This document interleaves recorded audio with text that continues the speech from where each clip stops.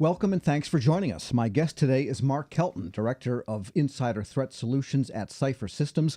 Mark, good to have you with us today. Pleasure to be here. Let's talk about the insider threat. We've seen Chelsea Manning, we've seen Edward Snowden, we've seen Harold Martin. It goes on and on and on. How do you profile these people? What's a good way to approach who might be an insider threat and kind of get a handle on this before it happens? Right. So, I mean, the topic of insider threat is a hot one today for the reasons that you mentioned. Certainly, the Manning case, the WikiLeaks case, brought it to the fore in the era of modern information technology. The history of this, of course, there's a predicate to all of this, which goes back in the history of espionage. But if you look at cases before in the intelligence community, for instance, the Ames and Hansen cases, they differ greatly in the sense that they could inflict less damage because they did not have access to the information technology systems of today. They could only carry out essentially what they could carry in their own hands. The Manning and Snowden cases were watersheds for insider threat, and insider threat both as it relates to the federal government and as it relates to industry. Snowden in particular, where you had a fellow take information out, voluminous information out, and we see some of that in the Martin case, at least what we read in the press, is indicative of the damage that can be done by a person who decides to act maliciously. So getting to that, if you look at profiles and how we roughly profile and look at people who perpetrate insider threat, there's the malicious insider. That's a person who decides to act maliciously against an organization. It could be a federal government agency or it could be a company to harm that organization or the people in it.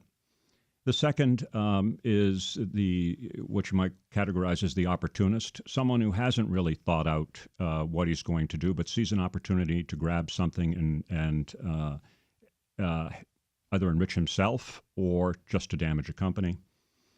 The other insider threat category that we talk about are the negligent, and that's what it implies: people who are negligent in how they conduct themselves, not adhering to security rules and regulations, generally circumventing those rules either for their own convenience or because they want to get the mission done, and either realizing or not realizing that they are doing damage, which there you get to the unwitting, someone who just does a dumb thing that leads to a problem for a company or an agency.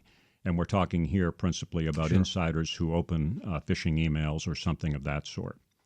The last category we might talk about is the unwilling, and those are people who are coerced to do something. Now, there's a lot of lore and sort of in the espionage world that there's a lot of coercion that goes on. Frankly, that's pretty rare in espionage history, or frankly, as a practical matter in espionage itself.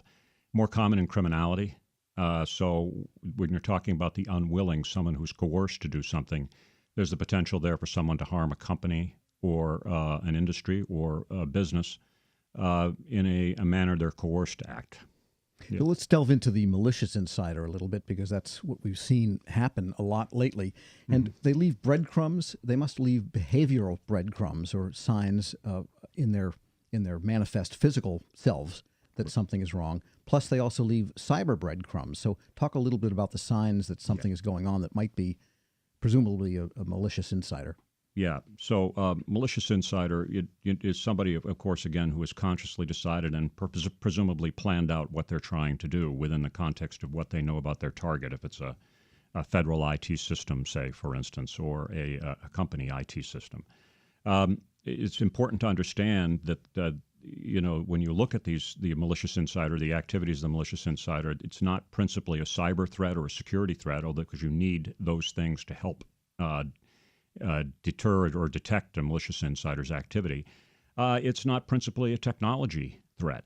It's a question of human behavior and the analysis of human behavior. In order to find the malicious insider, invariably, or to prevent his activities, and the goal, of course, is, in a sort of hackneyed phrase that we have today, is to move the event as far as possible to the left of bang as you can, right? So you don't want to be in the business of detecting as a rule. You want to be in the business, in the first instance, of deterring that activity, putting in place programs that deter a would-be malicious insider.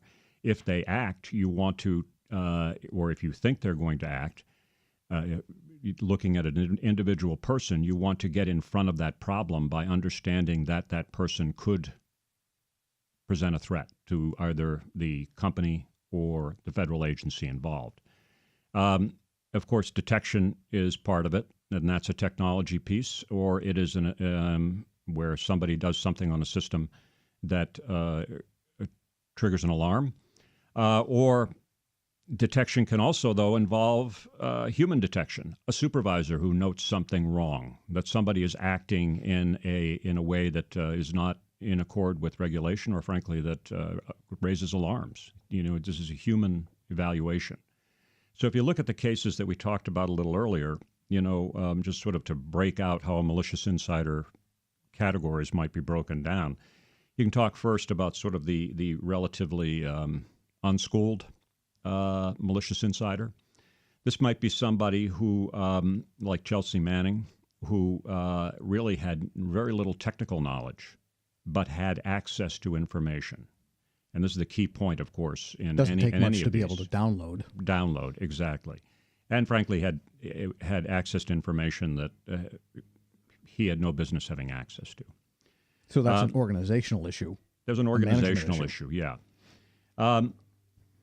So you have the relatively unschooled insider. Then you have sort of the sysadmin person, which is something we saw in the in many cases. We see in many cases. The FBI, I think, says 90% of IT saboteurs, for instance, people that decide to sabotage IT systems, are sysadmins. And when we talk a little bit about categories of damage that are done, that would be a particular threat. Another one is the privileged user who supported by a non-state actor or encouraged by a non-state actor. This would be Snowden, right? He was for information freedom, had links to the media outside. They encouraged him to leak information, and he acted on it. And he abused his sysadmin position. And the final one, and the most lethal threat in certainly intelligence and espionage terms, is the privileged user who is backed by a foreign government. And that presents the greatest threat for, I think, obvious reasons. The capability of that foreign government being able to be brought to bear against a target entity, be that entity a federal agency of the United States government or a company. People sometimes forget that there's an asymmetry in targeting by foreign intelligence services. U.S. intelligence services don't, by and large, have on their operating directives the mandate to go out and collect economic intelligence or industrial secrets or things of that sort. Most foreign intelligence services, and particularly those hostile to the United States, do have that on their operating directive. Hence, we see cyber and other attacks on U.S. defense industries. And that's resulted in and that could be accelerated by someone on the inside. Oh, absolutely, over here. Absolutely. Particularly as you harden cyber defenses, intelligence services in particular are resourceful. So if they can't get at a target that's valuable one way, they'll get at it another. The U.S. government, of course, has recognized the threat, particularly to the defense industrial-based sector, by putting in place regulations and a requirement that the roughly 13,000 companies of that sector have in place insider threat programs. That has to be done by 30 November. It's administered by the Defense Security Service, and the requirements are a starting point for strengthening those programs. And a good starting point, but they're going to have to build on them. We're going to pause here for a short break. My guest today is Mark Kelton, Director of Insider Threat Solutions at Cipher Systems. I'm your moderator, Tom Temin. Our discussion is Taking a Holistic Approach to the Insider Threat, sponsored by Cipher Systems, here on federalnewsradio.com and Federal News Radio 1500 AM.